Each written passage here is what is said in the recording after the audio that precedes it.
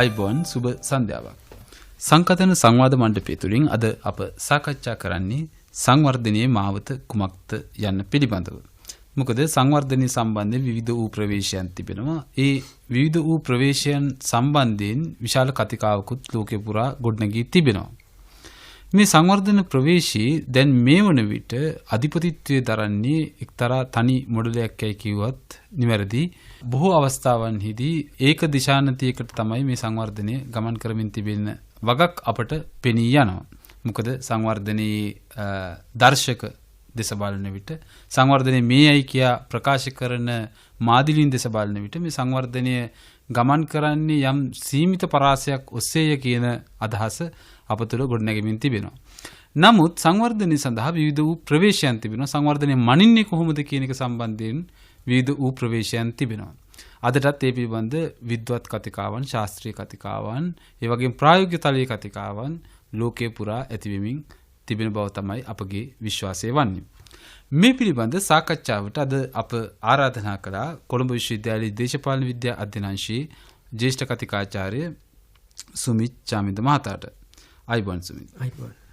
සුමිත්, අපි මේ සංවර්ධනය කොයි බටද, සංවර්ධනයේ මාවත කුමක්ද කියන ප්‍රදේශය පිළිබඳ සාකච්ඡාව අපි ඉදිරියට ගෙන යද්දී ඉස්සෙල්ලම අපි මූලික වශයෙන් අවබෝධ කරගත්තොත් මේ සංවර්ධනය කියන්නේ කුමක්ද?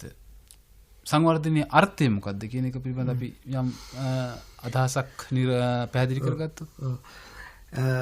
ඇත්තටම දර්ශන මම හිතන්නේ සංවර්ධනය කියලා කියන එක අපේ දේශපාලන නිෂ්ඨාවක් බවට, ඒ කියන්නේ අපි විසින් අත්පත් කරගත යුතු දේශපාලන අරමුණක් බවට පත් උනේ ඊටම මෑත කාලයේදී. ඒක නිසා ඔබත් වචනයක් කිව්වා, පාවිච්චි කරා සංවර්ධන කතිකාව කියලා. ඉතින් මම කැමතියි මේ සංවර්ධන කතිකාව කියන එක ඇසුරින්ම මේක පැහැදිලි කරන්න. මොකද සංවර්ධනය ගැන අද අප මේ බොහෝ රටවල සහ විවිධ සමාජ පන්තින් වලට අයිති විවිධ සමාජ දේශපාලන කණ්ඩායම් වලට අයිති අය විසින් බෙදා ගන්නා එක අධිපති මතයක්, විශ්වාස පද්ධතියක් ගොඩනැගිලා තියෙනවා. ඉතින් ඒ සංවර්ධනය පිළිබඳ අධිපති අදහස ප්‍රශ්න කරෙන්නේ නැති, ਵਿਚාරයට ලක් වෙන්නේ නැති, නමුත් අප සියලු දෙනා විසින් අත්පත් කරගත යුතු, හඹා යා යුතු අදහසක් වශයෙන් තමයි අපට පිළිගන්නලා තියෙන්නේ. දැන් මේ ගැන අධ්‍යයනය කරපු සමහර බුද්ධිමතුන්, විශේෂයෙන් ඔය අතුරු එස්කෝබා කියන බුද්ධිමතා, ඔහු ගෙනාව අදහසක් මේ සංවර්ධනය කියන එක කතිකාවක්. මේ සංවර්ධන කතිකාව මේ ලෝකයේ ගෝලීය කතිකාවක් වශයෙන් ස්ථාපිත වුණේ විශේෂයෙන්ම දෙවන ලෝක යුද්ධයෙන් පස්සේ. මොකද දෙවන ලෝක යුද්ධයෙන් පස්සේ අපි දන්නවා අලුත් ලෝක රටාවක් නිර්මාණය වුණා. කලින්ට වඩා මේ ජාත්‍යන්තර දේශපාලනය යම් ආකාරයකින් ආයතනික ව්‍යුහාත්මක හැඩ රටාවක් අත්පත් කරගත්තා දෙවන ලෝක යුද්ධයට පස්සේ. ඔය එක්සත් ජාතීන්ගේ සංවිධානය ඇතුළු ජාත්‍යන්තර සංවිධාන, ඒ වගේම ලෝක බැංකුව ඇතුළු මේ මූල්‍ය, ගෝලීය මූල්‍ය ආයතන ඇතිවීම, මේ වගේ දේවලුත් එක්ක මේ දැන් මෙන්න මේ ක්‍රියාවලියේම එක අංගයක් වශයෙන් සංවර්ධනය කියන එක සියලුම රටවල්, විශේෂයෙන්ම අලුතෙන් නිදහස ලැබූ ආසියා, අප්‍රිකා, ලතින් ඇමරිකානු කලාපයේ රටවලුත් ඇතුළුව අප සියලු දෙනා ජාතීන් වශයෙන් අත්පත් කරගත යුතු දේශපාලන නිෂ්ඨාවක් ලෙසයි අර්ථකථනය වුණේ. ඉතින් එතකොට වර්ග කරන සංවර්ධිත රටවල් තියෙනවා, සංවර්ධනයේ වෙමින් පවතින රටවල් තියෙනවා වශයෙන්, සහ නොදියුණු රටවල් වශයෙන් මේ රටවල් වර්ගීකරණය කිරීම පටන් ගත්තා. දැන් මේක දිහා බැලුවාම කෙනෙකුට පේන දේ තමයි, මතුපිට චිත්‍රය තමයි මේ සංවර්ධනය කියලා යම්කිසි ඉලක්කයක් තියෙනවා. මේ සියලුම රටවල්, ජාතික රාජ්‍යයන් මේ සංවර්ධනයේ නැමැති ඉලක්කය හඹා යා යුතුයි. හරියට යම්කිසි දවසක මේ සියලුම රටවල් වලට මේ සංවර්ධිත කියන ඓතිහාසික නිෂ්ඨාව කරා ගමන් කරන්න පුළුවන් වගේ විශ්වාසයක් මේක තුල කියවෙනවා. ඉතින් ඒ සංවර්ධනය පිළිබඳ ඒ මොඩලය, ඒ සංවර්ධනය අත්පත් කරගන්නේ කොහොමද කියන ඒ ගමන් මඟ ඇත්තටම නිර්මාණය වෙලා තියෙන්නේ බටහිර යුරෝපයේ සහ උතුරු ඇමරිකාවේ ධනවාදී සංවර්ධනය පිළිබඳ ඒ ආකෘතිය, ඒ මොඩලයෙන්. ඉතින් ඒකේ ප්‍රධාන ලක්ෂණ තමයි කාර්මීකරණය, නාගරීකරණය, ඒ වගේම ධනවාදී ප්‍රාග්ධන සමුච්චනය, නිදහස් වෙළඳපොළ ක්‍රමය.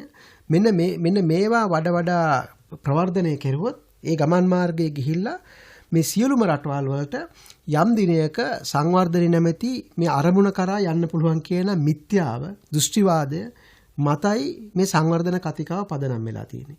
ඉතින් ඒක නිසා සංවර්ධනය කියලා එකක් අපි විශ්වාස කිරීමම ඒ කියන්නේ මේ සංවර්ධනය ගැන මේ ගමනේදීම මගහැරන දේ තමයි ඒ පිළිබඳ විචාරාත්මක කතිකාවක් නැතිකම. ඇත්තටම මේ සංවර්ධනය අපට අවශ්‍යද? ඒක අවශ්‍ය වෙන්නේ කාටද? දැන් මේ සංවර්ධනය ඇත්ත වශයෙන්ම මානවයාට හිතවාදී ගමන් මාර්ගයකටද අපව රැගෙන යන්නේ. මෙන්න මෙවැනි ප්‍රශ්න මතු කරන්නේ මානවයාට පමණද එහෙම නැත්නම් සස්ත ප්‍රජාවට ඊට පස්සේ ගහකොළ වලටත් මේ සංවර්ධනය හිතවාදීද? ඔව් ඒක මම හිතන්නේ ඒක ඉතාම වැදගත් ප්‍රශ්නයක්. මොකද දැන් අපි හිතමු දැන් මේ සංවර්ධනය ගැන තියෙන මේ ඔබ කියපර ඒකමානීය මේ ගමන් මඟ අනුව ලෝකයේ සියලුම ජනගහනය යම් දිනයක ඇමරිකා එක්සත් ජනපදයේ සාමාන්‍ය මධ්‍යම පාන්තික පරිභෝගිකයෙකුගේ මට්ටමට ගමන් කරන්න අදහස් කරනවා කියලා හිතමු. දැන් මේක අර්ථ දෙකකින්ම මේක මිත්‍යාවක් මේ අරමුණ. මොකද එක අර්ථයකින් මේක මිත්‍යාවක් වෙනවා. මොකද මේ පවතින මේ ලෝක ක්‍රමයේම සංවිධානය වෙලා තියෙන්නේ වඩා අසමානත්වය වැඩි වෙන ආකාරයට. ඒ කොච්චරද කිව්වොත් එහෙම අද ඇමරිකා එක්සත් ජනපදයේ අර ඔකියුපයි වෝල් ස්ට්‍රීට් ඒ කියන්නේ අල්ලා ගැනීම මේ වෝල් වීදිය අල්ලා ගැනීම කියන ඒ අරගලය තුල ඉදිරිපත් වුණු ප්‍රධාන සටන් පාඨයක් තමයි 99% කියන එක. ඒ කියන්නේ ලෝක ජනගහනයෙන් ඒක ඇමරිකා එක්සත් ජනපදයේ ජනගහනයෙන් 101ක පිරිසක් මුළු සමස්ත ආදායමෙන් ජාතික ආදායමෙන් භාගයක් අයිති කරගෙන ඉන්නවා. ඉතුරු 99ම හිමි කරගන්න ඕන ඉතුරු 50 ඉතුරු භාගය කියන එක. ඉතින් මේකත් එක්ක මේ 99 වෙනුවනේ අපි පෙනී ඉන්නේ කියන එක මත තමයි ඒක පදනම් වුනේ. ඉතින් මේ වගේ විශාල දැන් අද තියෙන තත්ත්වය තමයි ඊටාම සුළුතරයක්. හරි අපිට ඇඟිලි වලින් ගණන් කරන්න පුළුවන් තරම් පුද්ගලයන් සුළුතරයක් විසින් ලෝකයේ මේ වෙනත් රටවල දුගී රටවල දල ජාතික නිෂ්පාදනයට වඩා අයිති කරගන්න පුළුවන් විදිහේ විශාල දැවැන්ත ධනස්කන්ධයක් ගොඩනගාගෙන ඉන්නවා. ඉතින් එන්න මේක වර්ධනය වෙනවා. ඉතින් ඒ වගේම මේක ලෝක ක්‍රමයක් ලෙසත් ධනවත් රටවල් වඩාත් ධනවත් වෙන ආකාරයටත් දුගී රටවල් තවත් දුගී වෙන ආකාරයටත් තමයි මේ ක්‍රමය මේ පද්ධතිය සකස් වෙලා තියෙන්නේ. ඉතින් ඒ අර්ථයෙන් ගත්තොත් මේ හැමෝම මේ සංවර්ධන නැමැති නිෂ්ඨාව අත්පත් කර ගන්නවා කියන එක ඒ අර්ථයෙන් මිත්‍යාවක්. ඒක කරන්න පුළුවන් දෙයක් නෙමෙයි. දෙවනුව ඒක මිත්‍යාවක් වෙනවා. අර ඔබ කිව්ව අර්ථයෙන් ඒක තමයි අප සියලු දෙනාට මේ කියන සංවර්ධනයේ නිෂ්ඨාව කරා යන්න තරම් බල ශක්තියක් අපට තිබෙනවද?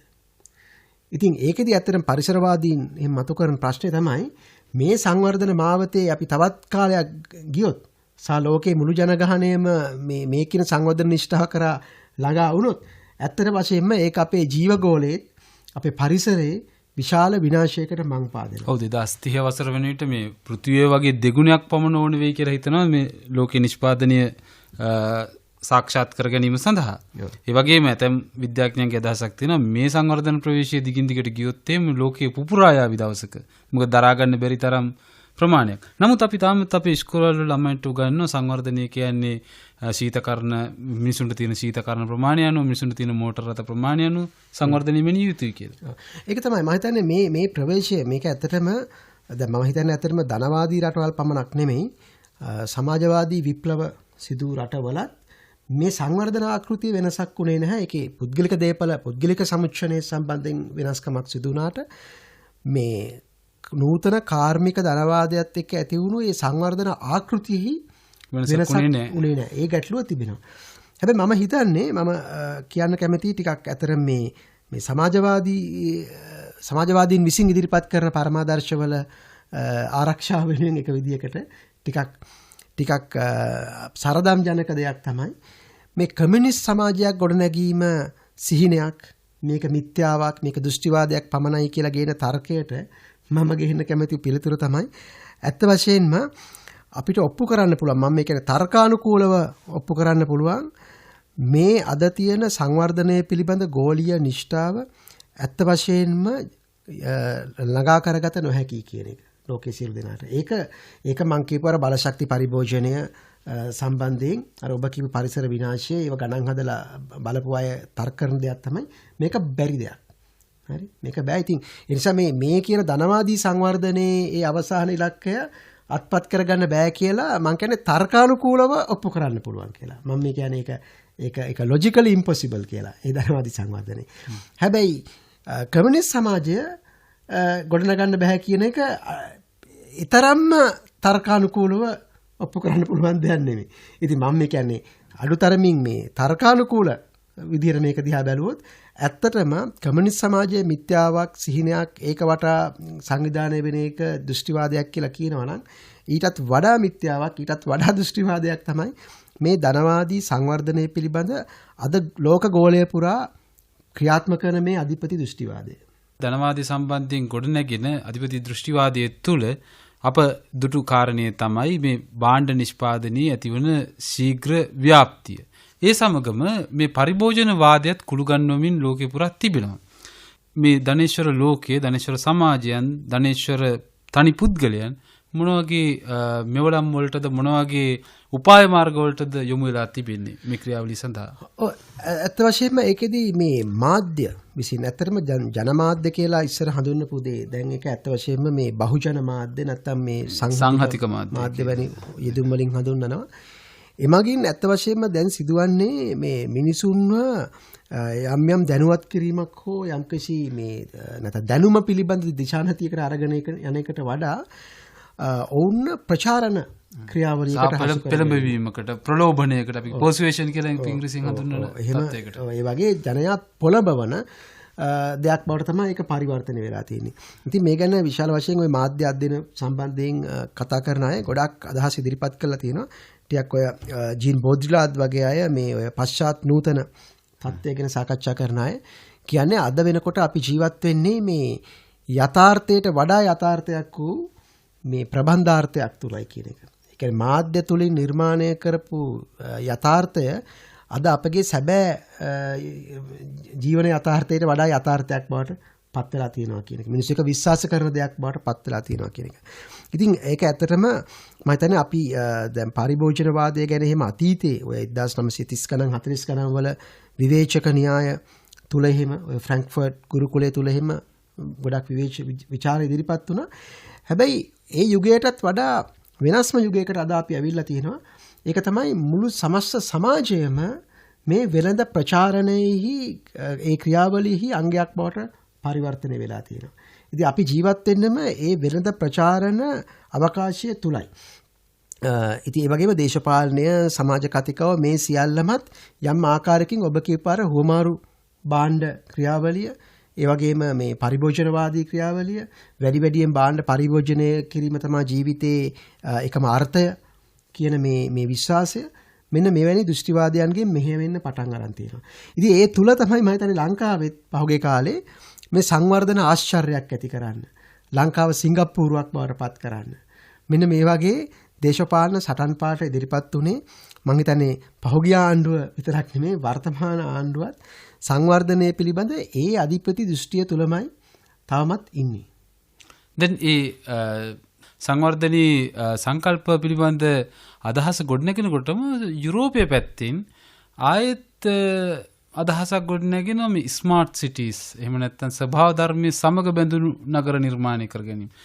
ඇයි මෙවැනි තත්ත්වයක් වර්ධනය වෙන්න හේතුවක් වන්නේ? නෑ ඇත්තටම මොකද යම් ආකාරයක විවේචනයක් තියෙනවා සහ යම් දැනුවත් භාවයක් දැන් තිබෙනවා මේ සංවර්ධන ආකෘතිය විසින් පරිසරයට සබාදහමට සතා සීපාවට සහ අපේ ඓන්ද්‍රියව මනුෂ්‍යයා ගත කරපු සමාජ ජීවිතයට කරලා තියෙන හානිය පිළිබඳව. ඉතින් ඒ නිසා ඒ පිළිබඳව නැවත හැරී බැලීමේ යම්කිසි උත්සාහයක් තියෙන බව ඇත්ත. නමුත් අපි මම මේ අර ලංකාවේ තියෙන සංවර්ධන කතිකාව දිහාවට ආවොත් පේන්න තියෙනවා මේ ඇත්තම මේ පසුගිය ආණ්ඩුව වගේම වර්තමාන ආණ්ඩුවත් මේ ඉදිරිපත් කරන ඇත්තම මේක 1977න් පස්සේ ඉඳලම ඉදිරිපත් වන මේ ලංකාව සිංගප්පූරුවක් කරන්න යාමේ උත්සාහය. සිංගප්පූරු සිහිනය. දැන් ලංකාව ආසියාවේ ආශ්චර්යයක් කිරීම කියන එකත් ආවේ ඒ සිංගප්පූරු උදාහරණේ. ඉතින් මේ හැමෝම කතා කරන මේ සංවර්ධන කතිකාවෙන් අපිට හැඟවෙන දේ තමයි සංවර්ධනය පිළිබඳ මේ ලංකාවේ රාජ්‍යතාන්ත්‍රික ලෙස තෝරගෙන තියෙන උපාය මාර්ගය අර නැගෙනහිර ආසියාතික නැත්නම් අග්නිදිග ආසියාතික මොඩලය. ඒක ඇත්තටම අර ඔබ කතා කරපු පරිසරය සම්බන්ධයෙන්, ඒ වගේම මිනිස් ජීවිතයේ ගුණාත්මක තත්ත්වය සම්බන්ධයෙන්, ඒ වගේම දේශපාලන ප්‍රජාතන්ත්‍රවාදයේ සම්බන්ධයෙන් කිසිදු තැකීමක් නොකරන ඊටම අධිපතිවාදී සංවර්ධන මොඩලයක්. ඉතින් ඇත්තටම මේ සංවර්ධන මොඩලය ගැන කතා කරද්දී අපේ අවසනාවකට අපේ සමාජ කතිකාවක් සාකච්ඡාවක් නැහැ. අපට ඇත්තටම සිංගප්පූරුවක් වෙන්න අවශ්‍යද? නැත්නම් සිංගප්පූරුව ධනවාදී සංවර්ධනය තුලින් අත්පත් කරගෙන තිබෙන සමාජ සාරයන් මොනවද? සමාජ වර්ධනයන් මොනවද?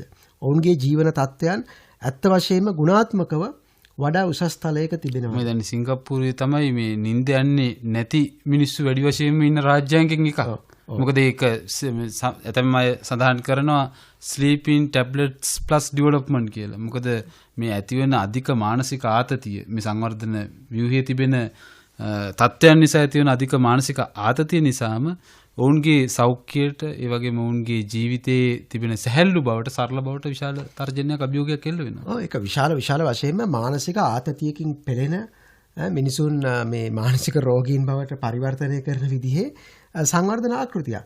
මොකද ඒකත් එක්කම දේශපාලන වශයෙන්. දැන් මේක මම හිතන්නේ ගොඩක් අය අමතක කරන කාරණයක්. දැන් ලංකාවේ ඉදිරිපත් වෙන එක අදහසක් තමයි හරිම පරස්පර ඉල්ලීම් දෙකක් එක පිට ඉදිරිපත් වෙනවා. එක පැත්තකින් ඉල්ලනවා ලංකාව මේ සිංගප්පූරුව වගේ ඒ ආකෘතියේ ධනවාදී සංවර්ධනයක් කරා අරගෙන යන්න කියන එක. අනිත් පැත්තෙන් ඉල්ලීමක් කරනවා ලංකාවේ යහපාලනය, ප්‍රජාතන්ත්‍රවාදය, මානව හිමිකම් මෙහෙම ආරක්ෂා කරන්න කියලා. නමුත් අවාසනාවකට අපි හරියට විශ්ලේෂණය කරලා බැලුවොත් මේ නැගෙනහිර ආසියාතික ඔය මේ නවකාර්මික රටවල් කොහොමද වර්ධනය වුණේ කියලා ඔය කියපු දෙකම එක විට කරන්න බෑ. ඔය දෙකම එකට ගමන් කරන නිෂ්ඨාවන් දෙකක් නෙමෙයි. මොකද ඒ රටවල සංවර්ධන ආකෘතිය ඇත්ත වශයෙන්ම මේක නම් කරේ ඩෙවලොප්මන්ටල් ස්ටේට් නැත්නම් සංවර්ධනීය රාජ්‍ය කියන නමින් 1960 දශකයෙන් පස්සේ විශේෂයෙන්ම සිංගප්පූරුව, තායිවානය, දකුණු කොරියාව සහ හොංකොං කියන මේ ආසියානු කොටියන් කියලා හඳුන්වපු මේ රටවල ඒ ආශ්චර්යමත් කියලා ආර්ථික වර්ධනය ඇති උනේ ඊටාම දැඩි මධ්‍යගත, ඒ වගේම මර්ධනකාරී දේශපාලන ව්‍යුහයක් තුලයි. ඒ කියන්නේ මේ හැම රටක්ම එහෙම. දැන් දකුණු කොරියාව ගත්තොත් දකුණු කොරියාවේ ඇත්ත වශයෙන්ම මේ කොරියන් යුද්ධයෙන් පස්සේ උතුරු කොරියාව වගේම දකුණු කොරියාවෙත් ඊටාම දැඩි මධ්‍යගත පාලනයක් තමයි ස්ථාපිත වුණේ. තායිවානය ගත්තත් තායිවානයේ චීන විප්ලවයෙන් පස්සේ චීනයේ ඒ වෙන විට මේ බලයේ හිටපු චියන් කායි ෂෙක්ගේ ඒ කෝමින්ටන් පක්ෂය පලා ගියේ තායිවානයට. ඒ වගේම හොංකොං සහ සිංගප්පූරුව ගත්තා. සිංගප්පූරුව ලී කුවාන් යූගේ පාලනයේ 1960 දශකයේ මැද භාගයේ ඉඳලා විශාල කාලයක් තිස්සේ දශක ගණනාවක්ම සිංගප්පූරුව පාලනය කරේ ලී කුවාන් යූගේ ඔය මේ පීපල්ස් ඇක්ෂන් පාර්ටි, මේ ජනතා ක්‍රියාකාරී පක්ෂය කියන එක. ඉතින් ඒක ඊටාම මධ්‍යගත දැඩි පාලනයක් තමයි අරගෙන ගියේ. ඉතින් මේ රටවල තිබුණේ සංවර්ධන මේ උපාය මාර්ගය නම් අපි අනුගමනය කරන්න යන්නේ ව්‍යුහාත්මකවම ප්‍රජාතන්ත්‍රවාදය, මානව හිමිකම් වැනි දේවල් ඇත්ත වශයෙන්ම ඒ සංවර්ධන ආකෘතිය සමග එක විට ලබාගත් අත්පත් කරගත හැකි නිෂ්ඨාවන් නෙමෙයි. අපිට යෝජනා කරන් තියෙන මේ විකල්පය කුමක්ද මේ සඳහා? මම හිතන්නේ ඇත්තටම පළමුව මම හිතන්නේ අවශ්‍ය වෙන්නේ මේ සංවර්ධනය පිළිබඳවම වඩා විචාරාත්මක කතිකාවක් ගොඩනැගීම. මොකද කෙසේ වුණත් අපි ආරම්භ කරන්න වෙන්නේ එතනින්. මොකද දැන් අද තියෙන තත්ත්වය තමයි සංවර්ධනය කියලා දෙයක් අප සියලු දෙනා හඹා යනවා. ඒ සංවර්ධනය කුමක්ද? එය කා සඳහාද? ඒ සංවර්ධනය මගින් මිනිස් වර්ගයාට කරලා තියෙන යහපතක් කුමක්ද? අපි ජීව වර්ගයාගේ පරිසරයේ සබාදහමේ විනාශය කරා දිශානත වන ධනවාදී ලාභ ඉපීමේ තර්කණය මගින් මෙහෙවන සංවර්ධන ආකෘතියක් කරාද ගමන් කරන්නේ. ඉතින් මේ ප්‍රශ්න වඩා විචාරාත්මකව මතු කිරීම, ඒ කියන්නේ සමාජ කතිකාවක් ආරම්භ කිරීම තමයි මම හිතන්නේ පළමුව අවශ්‍ය වෙන්නේ. ඊට පස්සේ මම හිතන්නේ සංවර්ධන කතිකාව නැවත හැඩගස්වා ගන්න. අපට අවශ්‍ය කුමන ආකාරයේ සංවර්ධනයක්ද කියන කතිකාව අවශ්‍ය වෙනවා. ගොඩනගා ගැනීම අවශ්‍ය වෙනවා. නමුත් මම විශ්වාස කරන්නේ නැහැ මේක අපිට කරන්න පුළුවන් කියලා වර්තමානයේ මේ අධිපති ධනවාදී සංවර්ධන ආකෘතිය විකල්පයක් ගැන හිතන්නේ නැතුව. දැන් පැරණි සමාජවාදී සංවර්ධන ආකෘතියේ තිබුණු ගැටලුව උනේ ඒක ධනවාදයේ පන්ති විෂමතාවයට ධනවාදයේ ප්‍රාග්ධන සමුච්චන ක්‍රියාවලියට පුද්ගලික අංශයේ මේ අත ප්‍රාග්ධනයේ සමුච්චනය වීමේ ඒ தත්ත්වයට කොයිතරම් විවේචනාත්මක වුණත් නැවත වතාවක් අර කාර්මික සංවර්ධනය පිළිබඳ බටහිර යුරෝපීය ඒ අත්දැකීමම තමයි වුණුත් භාවිතා කරේ. ඒ නිසා ඉතින් කලින් අපි ගමු ධනවාදී සංවර්ධනය තුල යම් ආකාරයකින් කම්කරුවන් පුද්ගලික ව්‍යවසායකයන් තුල පරාරෝපණයට ලක් වුණා නම් ඊට පස්සේ රාජ්‍ය විසින් මෙහෙයවන මහා කර්මාන්ත තුල පුද්ගලයන් පරාරෝපණයට ලක් වෙන තත්ත්වයක් ඒ සමාජවාදී රටවල ඇති වුණා. ඉතින් ඒක නිසා අද සමාජවාදය පිළිබඳ සාකච්ඡාවේදීත් සංවර්ධනය පිළිබඳ ගැටලුව තීරණාත්මක ගැටලුවක් වශයෙන් ගන්න වෙනවා. ධනවාදී නොවන සංවර්ධනය කුමක්ද? වඩා මානුෂීය වූ සංවර්ධනය ආකෘතිය කුමක්ද කියන එක සම්බන්ධයෙන් මම හිතන්නේ රට ඇතුළේ විතරක් නෙමෙයි ගෝලීයවම කරන නව විවේචනාත්මක විචාරාත්මක කතිකාවක අවශ්‍යතාවය අද අපිට ඇති වෙලා තියෙනවා. වඩාත් මානවවාදී වූ සංවර්ධන ප්‍රවේශයක් ගත්ත යම් රාජ්‍යයක් මේ ලෝකයේ අපිට උදාහරණයක් විදිහට යම් තාක් දුරකට හො ගන්න තැනක් තියෙනවද? නෑ මම හිතන්නේ නැහැ රාජ්‍යයක් විදිහට අපිට ඒක කතා කරන්න පුළුවන් කියලා. හැබැයි යම් තැන්වල උදාහරණයක් වශයෙන් ගත්තොත් දැන් ඔය ස්කැන්ඩිනේවියානු සමාජ ප්‍රජාතන්ත්‍රවාදී රටවල යම් ආකාරයකින් මේ මිනිසුන්ගේ මානව සුබ සාධනය සම්බන්ධයෙන් හරි සමාජ සමානාත්මතාවයේ සම්බන්ධයෙන් ආදායම් බෙදී යාමේ විෂමතාවය අඩු කිරීම සම්බන්ධයෙන් යම් සාධනීය නිදසුන් තියෙනවා. නමුත් ඒකත් ටිකක් පරස්පර විරෝධී. මොකද ඒකත් එක්කම ඔවුන් යුද්ධායුධ නිපදවන රටවල්.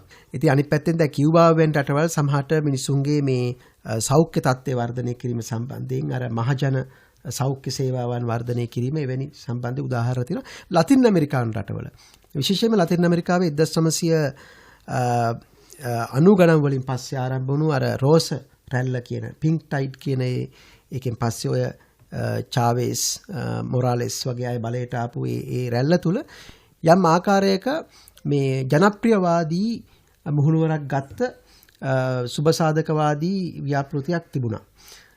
ඉතින් ඒ වගේ යම් තැන්වල අපිට පෙන්වන්න පුළුවන් ඒ වගේම යුරෝපේත් සමාජ ප්‍රජාතන්ත්‍රවාදී රටවල.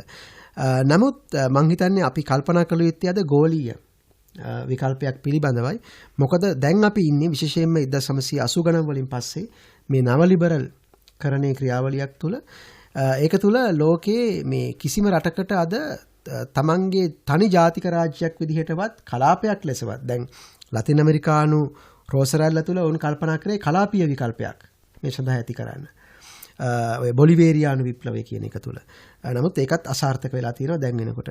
ඉතින් ඒක නිසා අපි අද ඇවිල්ලා ඉන්නේ ඇත්තටම මෙතනින් ඉදිරියට මේ ධනවාදී සංවර්ධනය විසින් මේ ලෝකේ මේ ගෝලීයකරණයක් ඇති වෙලා අපි ගෝලීය එක සමස්තයක් බවට පත් වෙමින් ඉන්න තත්ත්වය තුළ මේට විකල්පක් හොයන්නත් සිදු වෙන්නේ ගෝලීය සන්දර්භයක් තුළමයි. ඉතින් මම හිතන්නේ අපි තාමත් ලංකාවේ සාකච්ඡාවල තියෙන අඩුවක් තමයි අපි මේ දේවල් මේ ගෝලීය සන්දර්භයක් තුළ විශ්ලේෂණය කරගන්නේ නැතිකම. ඉතින් නමුත් ලෝකේ බොහෝ තැන්වල අද ඒක ඒ ප්‍රවණතාව ඇතිවීමින් පවතිනවා. ඒ කියන්නේ අපි වෙනස් ලෝකයක් ගොඩනගාගත හැකි කියන එක ඔය World Social Forum කියන එක ලෝක සමාජ සමුළුව කියන ඒ විකල්ප ප්‍රවණතාව ඒ කියන්නේ ඇත්තටම මේ ගෝලීයකරණයට එරෙහි ඇති වුණු ඒ බහුජන ව්‍යාපාරයේදී ඒක ජාත්‍යන්තර ව්‍යාපාරයක්. ඔවුන්ගේ ප්‍රධාන සටන් පාඨයක් උනේ another world is possible කියන එක. වෙනත් ලෝකයක් බිහි කළ හැකි කියන එක. ඉතින් ඒ වගේ යුරෝපයේ යුරෝපා සංගමය තුල යුරෝපා සංගමයේ දැන් තියෙන අධිපති නව ලිබරල් ප්‍රවේශයට විවේචන ඉදිරිපත් කරන කණ්ඩායම් විශේෂයෙන්ම ග්‍රීසියේ ඔය සිරිසා කියන පක්ෂයෙන් වෙන් වෙලා නමුත් යම්කිසි වාමාංශික විකල්පයක් කල්පනා කරන යානිස් වරෆාකිස් කියන න්‍යායවේදියා දැන් ඔහු ගේන එකක් තමයි මේ ඕල්ටර්නේටිව් යුරෝප්. ඒ කියන්නේ අපි යුරෝපා සංගමය එපා කියලා නෙමෙයි කියන්නේ නමුත් විකල්ප යුරෝපයක් අවශ්‍යයි කියන එක. ඉතින් එවැනි ප්‍රවණතා ලෝකෙ බිහි වෙමින් පවතිනවා. ඉතින් ඒ හැම තැනකින් මම හිතන්නේ මේ සංවර්ධනය යනු කුමක්ද? සංවර්ධනය කා සඳහාද? කෙසේද කෙවැනි සංවර්ධනයක්ද අපිට අවශ්‍ය කියන මේ මූලික ප්‍රශ්න අපි නැවත මතු කළ යුතුව තිබෙනවා. අද සංකතන සංවාද මණ්ඩපය තුළින් අප සාකච්ඡා කළේ සංවර්ධනයේ මාවත කුමක්ද? සංවර්ධනය කොයි බටද කියන කාරණේ සම්බන්ධයෙන්. මේ පිළිබඳ සාකච්ඡාවට අප සමග එක් වුණා කොළඹ විශ්වවිද්‍යාලයේ දේශපාලන විද්‍යා අධ්‍යනාංශයේ ජ්‍යෙෂ්ඨ කතිකාචාර්ය සුමිත් චාමින්ද මහතා. ඔබට බෙහෙවින් ස්තුතියි. බොහොම ස්තුතියි. සංකතන සංවාද මණ්ඩපයේ නිෂ්පාදනය කොට ඉදිරිපත් කළ මම දර්ශන අශෝක කුමාර්.